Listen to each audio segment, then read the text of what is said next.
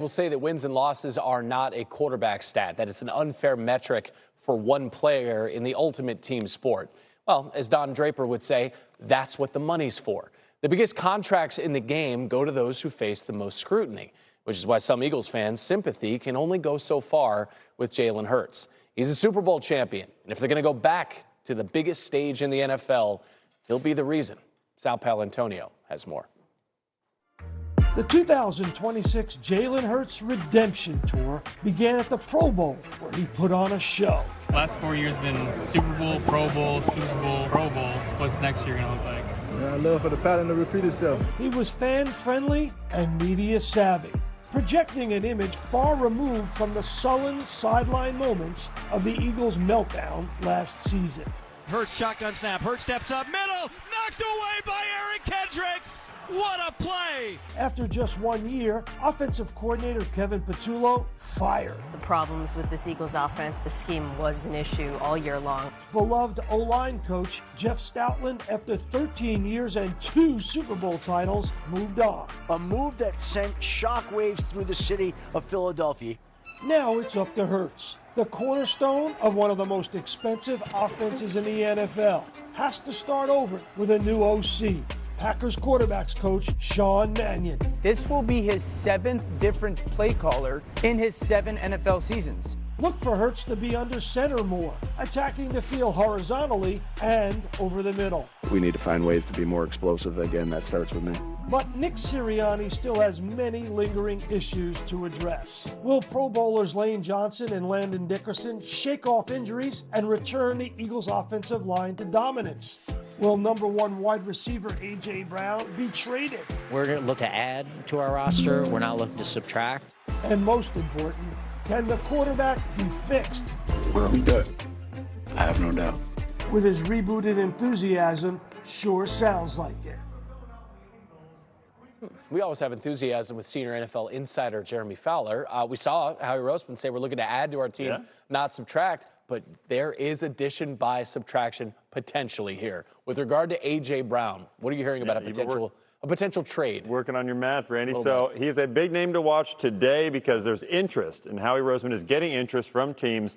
They're asking for a lot if they are willing to part with A.J. Brown. So the feeling is they're entertaining offers. They've been in that phase. They haven't graduated to wanting to deal him. But I've talked to one team who said the Eagles essentially want a first and a second round pick to make something like this done. That would be a huge haul, and teams are grappling with, do the Eagles even want to trade him because they're asking for so much? So will they lessen their price, or can something get done in the next 24 hours? Certainly a name to watch. If you're a team like the Patriots that's been involved here, you're looking for wide receiver help. Do you try to push this deal through with A.J. Brown, or do you just sign a free agent wide receiver and not have to give up the capital? Eagles have a lot going on. They're trying to re-sign Jalen Phillips, their pass rusher, before Monday as well. You just touched on a couple of things here because the Patriots just released Stephon Diggs. The Patriots could reunite A.J. Brown with his former coach in Tennessee in Mike Vrabel. And then you mentioned free agency, which legally opens in about 24 hours from now. What are 3 names that we should watch out for? I'm going to start with Alec Pierce, wide receiver out of the Colts. Now, Indy is trying to keep him. This is probably going to go down to the wire. The tampering period starts Monday at noon. So if he hits the tampering period, it's going to be hard to bring him back because he has a lot of interest. This is a deal that will be upward of $25 million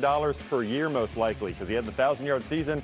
He's young. He's got upside. So he's certainly a hot name. You have everyone from the Patriots, Commanders, Raiders, Titans could all be involved here when that window opens. So we'll see. And then there's going to be a trickle-down effect. Romeo Doubs at Green Bay, he's poised to lead the Packers as well. He'll get a big payday. You got Trey Hendrickson, so 31 years old, but a premier pass rusher. Those type of players rarely hit the market. So he is certainly expected to be the highest paid rusher in this free agent class when it's all said and done. The certainty is he's not going back to Cincinnati. We know that. They're moving on. He's moving on. He's going to have interest. Dallas has monitored Trey Hendrickson for a while, dating back to the trade deadline. They didn't get Max Crosby, so perhaps they get involved with Hendrickson. I do expect Dallas to add a rusher at some point coming up here. Then John Franklin Myers. This is not a household name, but he will be in a couple days. He's going to get a big payday. Denver interior pass rusher. He's the top rusher at that spot. There aren't a lot of guys in that market. It's not considered an overly strong draft class at that spot. So he's going to get a contract probably upward of $18 million a year. So he's one of those sneaky names you wouldn't think would get a huge deal, but he's a good player, and there's going to be a lot of interest there. Hard to get that production rushing the quarterback inside like that. That's Jeremy Fowler, always productive on SportsCenter. By Disney and Pixar's Hoppers, now playing in theaters. Get tickets today. Gary and Randy back with you at SportsCenter AM on a Sunday morning. How about Max Crosby? Baltimore bound. That Raiders-Ravens trade from Friday night, sending the 5-time Pro Bowl defensive end to the Charm City in exchange for 2 first-round draft picks, one this year and one in 2027. Crosby wasn't just the Raiders' best defensive player. There were stretches he was the best player on the team. Making his goodbye yesterday on his The Rush podcast, a heartfelt one. Ever since I've been here, man, I've had one goal and one mission. That's become the best version of myself and help bring a championship back to the Raider organization. And I feel like I left, everything I had on the table for this team. I've given my heart and soul, and I feel like I let y'all down, man. But for the time being, it's a new day. I'm going to Baltimore, Flock Nation.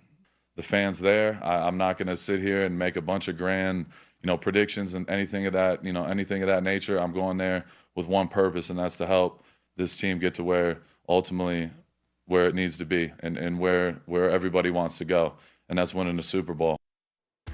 Crosby has been among the most dominant defensive players in football since he entered the league in 2019. He leads all defensive players in tackles for loss and QB pressures while ranking 6th in sacks, and he's going to join a Ravens defense that needs the help.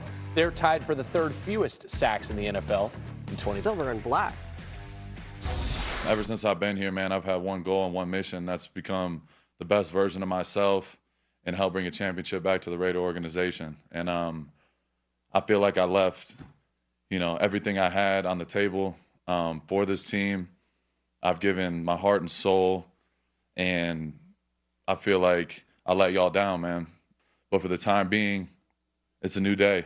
I'm going to Baltimore, Flock Nation, the fans there. I'm not going to sit here and make a bunch of grand, predictions and anything of that nature. I'm going there with one purpose, and that's to help this team get to where it needs to be and where everybody wants to go, and that's winning the Super Bowl. And that's the kind of mentality he is bringing to Baltimore as the Ravens get a leader and one of the best pass rushers in the land. Since he entered the NFL in 2019, Crosby leads the league with 360 pressures, 29 more than the next closest player, guy you might have heard of named Myles Garrett. Who's his new division rival, by the way. TJ Watt, that division is absolutely insane. Senior NFL reporter Jeremy Fowler joins us now. And you had told us yesterday that the Cowboys were also trying hard to get Max Crosby. In the end, they had to bow out of that negotiation. So what now for the Cowboys? They need a pass rusher. Yeah, Hannah, they have to pivot. They were devastated they did not land Max Crosby. They just had limits as far as how they would go with the draft picks. But if they want to stick with the trade theme, Minnesota's Jonathan Greenard could make some sense for a day 2 pick. A high day 2 pick is what Minnesota is looking for. He also needs a new contract. He has 2 years left on his current deal at around $38 million in total, so he would want to re-up. Teams are grappling with whether that's worth it or not, but certainly there are several that have checked in on that. I believe Dallas is one of them. But they're also going to have some options in free agency. You have Odafe Owe from the Los Angeles Chargers. Boye Mafe is a sneaky option there, and sort of that next tier.